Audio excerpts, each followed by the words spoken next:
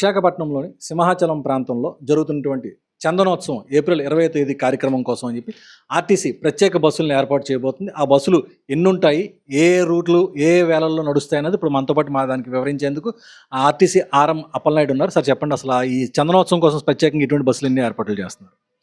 అందరికీ నమస్కారాలండి. ముఖ్య పుణ్యక్షేత్రమైన మన ఉత్తరాంధ్రలో, మన ఆంధ్రాలో కూడా ముఖ్య క్షేత్రమైన తిరుపతి తర్వాత సింహాచలం దేవస్థానంలో ఇది కూడా చందనోత్సవం అంటే చాలా ప్రతిష్టాత్మకంగా తీసుకున్నది ప్రభుత్వం కూడా.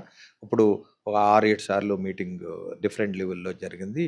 మనకి మినిస్టర్ కమిటీతో కూడా మీటింగ్ మొన్న కూడా జరిగి మాకు ఆ దిశాదశ ఆదేశించడం జరిగిందండి. దీని ప్రకారం కూడా 20వ తారీఖుని పూర్తి స్థాయిలో మేము ఏర్పాట్లన్నీ చేసుకున్నాం. డిపో మేనేజర్స్కి మీటింగ్ పెట్టాము.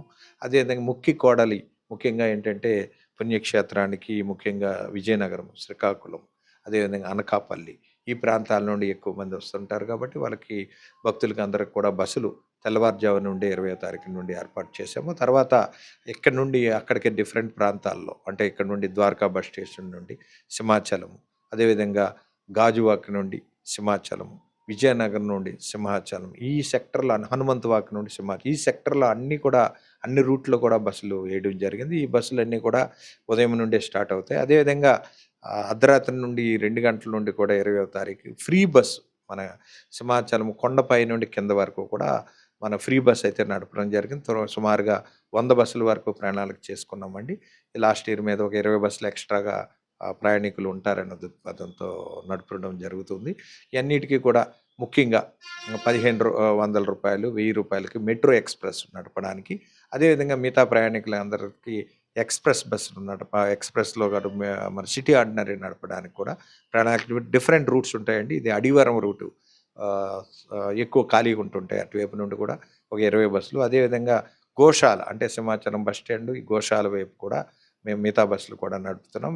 మేము డిఫరెంట్ ప్రాంతాలు శ్రీనివాస కళ్యాణ మండపం, అడివరంలో న్యూ గోశాల ఈ రకమైన ప్రాంతాల నుండి 1000-1500 టికెట్లకు కూడా మెట్రో ఎక్స్ప్రెస్లు అన్నీ కూడా సింహాచలం కొండపై వరకు ఫ్రీ వరకు కూడా ఎటువంటి వాహనాలు కూడా ట్రాఫిక్ దృష్ట్యా ఎటువంటి వాహనాలు ప్రైవేట్ వాహనాలు కూడా సింహాచలం దేవస్థానం పైకి అలౌడ్ కాదండి, కిందనే ఆపడం జరుగుతుంది. వాళ్ళందరూ కూడా దిగి ఆర్టీసీ బస్సుల్లో ఎక్కి ఏదంటే ఒకేసారి అన్ని వెహికల్స్ కూడా ఎక్కలేవు కాబట్టి ఆర్టీసీ బస్సులను అయితే ఎన్నుకోవడం జరిగింది. ఈ చక్కగా ఎప్పటికప్పుడు లాస్ట్ ఇయర్ కూడా దిగ్విజయంగా నడపడం జరిగింది. లాస్ట్ ఇయర్స్ నుండి కూడా నడుపుతాం. ఈ సంవత్సరం ఇంకా ఎక్కువ బస్సులు పెట్టి అన్ని ప్రాంతాల నుండి అన్ని వైపులో కూడా సుమారు 300 బస్సుల వరకు మిగతా ప్రాంతాల నుండి రావడానికి 300, ఇక్కడ నుండి 100 బస్సులు కూడా నడిపి పక్క జిల్లాల నుండి కూడా ఇక్కడికి వచ్చే ప్రయాణికులు ఆ జిల్లాల నుండి కూడా బస్సులు ద్వారకా బస్ స్టేషన్ నడిపేలాగా అన్ని ప్రయాణికులు మా విజ్ఞప్తి ఏంటంటే బస్సులు రాగానే ఒకేసారి ఒకే బస్సు ఎక్కుదామని ఆతృత పడకుండా తప్పనిసరిగా నిమిషానికి బస్సులు ఉంటాయి కాబట్టి ఒక సమన్వయం పాటించి ఒక తర్వాత బస్సు ఎక్కినట్టయితే ఒక 10 నిమిషాలు వెయిట్ చేసినట్టయితే తప్పనిసరిగా బస్సులు అందుబాటులో ఉంటాయి. ఏ రాత్రి అయినా సరే మేము అన్నీ క్లియర్ చేసి వెళ్తాం కాబట్టి ప్రయాణికులు ఎటువంటి ఇబ్బంది పడరు కాబట్టి కొద్ది సమన్వయం పాటించి కొంతసేపు వెయిట్ చేసి ఒకే బస్సు అందరూ ప్రయాణం కాకుండా వెయిట్ చేసి ఎక్కాలని మా విజ్ఞప్తి అండి. అంటే మీ వివిధ ప్రాంతాల నుంచి అంటున్నారు. విశాఖపట్నం నుంచి ఒక 100 బస్సులు, అలాగే చుట్టుపక్కల ఉన్న జిల్లాల నుంచి కూడా మరికొన్ని 300 బస్సుల దాకా వస్తాయి. అంటే మొత్తమే 400 ప్రత్యేక బస్సులు సింహాచలంకి వచ్చాయి. సింహాచలం దేవస్థానానికి ఏర్పాటు చేయాలి. 100 కొండ నుండి 100 కింద వరకు, అదే 300 కూడా డిఫరెంట్ ప్రాంతాల నుండి ఇక్కడికి వచ్చే బస్సులన్నీ కూడా పెట్టామండి. ఈ ట్రాఫిక్ రద్దీని బట్టి పెంచడం తగ్గించడం జరుగుతుంది.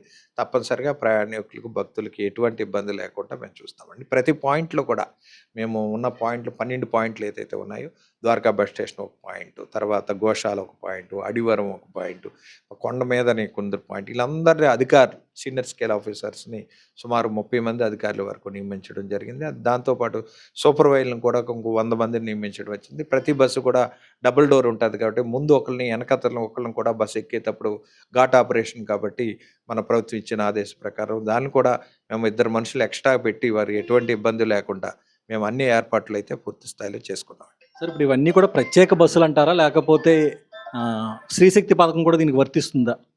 తప్పనిసరిగా అండి. మీకు ఫ్రీ బస్సులు ఏదైతే ఉన్నాయో అవన్నీ కూడా కింద నుండి కింద వరకు అందరికీ మగవారికి కూడా ఫ్రీ ఉంటుంది. కొండ నుంచి కింద వరకు ఫ్రీ బస్సెస్. అదేవిధంగా మిగతా బస్సులు కూడా శ్రీశక్తి వర్తిస్తాయండి. అవి కూడా శ్రీశక్తి, అది స్పెషల్ కదా అని వాళ్ళకి పేమెంట్ ఏమీ అవసరం లేదు. వాళ్ళకి కూడా శ్రీశక్తి వర్తిస్తుంది. ఆయన కూడా ఆధార్ కార్డులు జాగ్రత్తగా ఉంచుకొని ఎప్పటికప్పుడు కండక్టర్ దగ్గర టికెట్ తీసుకోవచ్చండి. అది కూడా శ్రీశక్తి బస్సులు వర్తిస్తాయి. మొత్తం మీద సింహాచలం చందనోత్సవం కార్యక్రమం కోసం కేవలం ఏప్రిల్ 20వ తేదీ ఒక్కరోజు తెల్లవారుజాము నుంచి అర్ధరాత్రి అయినా సరే మొత్తం అన్నీ కూడా బస్సెస్ అన్నీ కూడా అవైలబుల్గా ఉన్నాయి, రెడీగా. ఇప్పుడు దాదాపుగా 400 బస్సులు సిద్ధం చేస్తున్నారు. కేవలం కొండమించి కింద నుంచి పైకి వెళ్ళడానికే 100 బస్సులను ఆర్టీసీ సిద్ధం చేసింది. అలాగే వివిధ ప్రాంతాల నుంచి కూడా మరొక 300 బస్సులు కూడా సిద్ధంగా ఉన్నాయని చెప్పి ఆర్ఎం అప్పలనాయుడు గారు చెప్పడం జరుగుతుంది. కనుక ప్రయాణికులు వచ్చే భక్తులు ఎవరు కూడా ఎటువంటి ఇబ్బంది పడాల్సిన అవసరం లేదని కూడా ఆయన సూచించడం కూడా జరుగుతుంది.